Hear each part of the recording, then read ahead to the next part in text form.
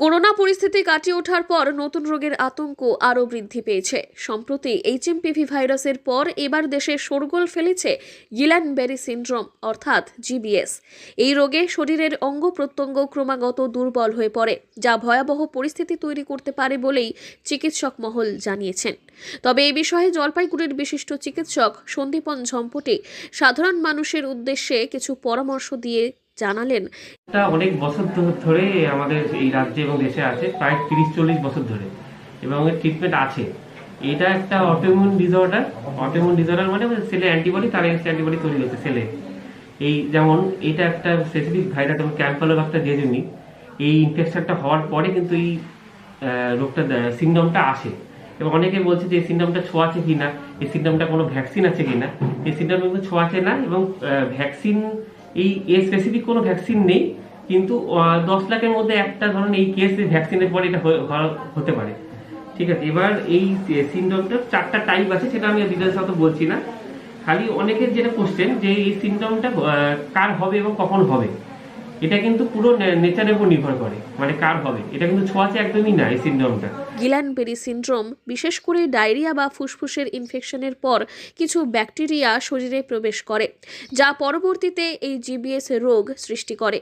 এছাড়াও ডেঙ্গি বা জিকা ভাইরাসে আক্রান্ত হলে জিবিএস হওয়ার সম্ভাবনা বেড়ে যায়। এটি সাধারণত পায়ে, হাতে বা শরীরের অন্যান্য অংশে ব্যথা দিয়ে শুরু হয়। সময়ের সঙ্গে সঙ্গে এই ব্যথা দুর্বলতা এবং অস্বস্তিতে পরিণত হয়। কিছু সময়ের মধ্যে হাঁটাচলা করাও কঠিন হয়ে পড়ে। ক্রমশ মুখের পেশিও দুর্বল হয়ে যেতে পারে। অ্যান্টিবডি হয়, এটাই ট্রিটমেন্ট। তো এটা নিয়ে অতটা প্যানিক করার এখন কোনো দরকার নেই। বাচ্চাদের অতটা হচ্ছিল না, কিন্তু বাচ্চাদের এখন কেস দেখা যাচ্ছে, হুট করে বাচ্চাদের একটু কেসটা হচ্ছে। তো এটা কাদের হচ্ছে কাদের হবে সেটা কিন্তু আগের থেকে অতটা বলা যায় না।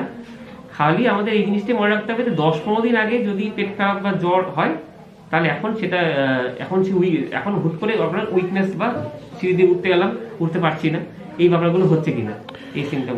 করোনার মতো ছোঁয়াছেই না, না ছোঁয়াচে না। এটা কি খাওয়া উচিত বা কি ওষুধ খেলে বা ইত্যাদি? এটা ওষুধ আপনি কিছু, এটা ওষুধ একটাই আইভিআইজি, এবং সেটা ভেন্টিলেটর ট্রিটমেন্ট যেটা হাসপাতালে হয়।